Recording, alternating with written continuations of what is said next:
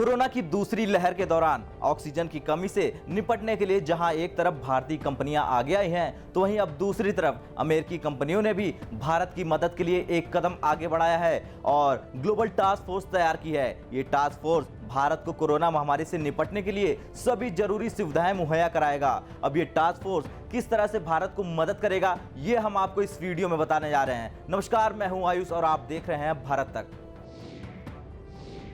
दरअसल भारत और अमेरिका के बीच व्यापार को बढ़ावा देने वाली यूएस इंडिया बिजनेस काउंसिल और उसके पेरेंट संगठन अमेरिका चैम्बर ऑफ कॉमर्स ने 40 से अधिक कंपनियों के सीईओ के साथ मिलकर इस टास्क फोर्स का गठन किया है। इसका नाम global task force on pandemic response mobilising for India रखा गया है। ये कोरोना महामारी में भारत की मदद के लिए बना एक नया पब्लिक प्राइवेट पार्टनरशिप फोरम है। ये टास्क फोर्स भारत को आवश्यक मेडिकल जरूरतों, वैक्सीन, ऑक्सीजन और अन्य जीवन रक्षक वस्तुओं की आपूर्ति में मदद करेगा। इस फोरम को बिजनेस राउंड टेबल और US India strategic partnership forum से भी मदद मिलेगी।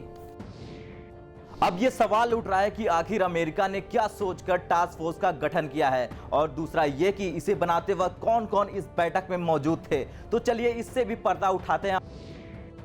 दरअसल इस टास्क फोर्स के गठन को लेकर अमेरिका इंडिया बिजनेस काउंसिल और अमेरिकी चैम्बर ऑफ कॉमर्स की अमेरिका के विदेश मंत्री एंटनी ब्लिंकन और राष्ट्रपति के उप सहायक और इंडो पैसिफिक मामले के कोऑर्डिनेट कुर्ट कैंपेबल के साथ कल रात बैठक हुई।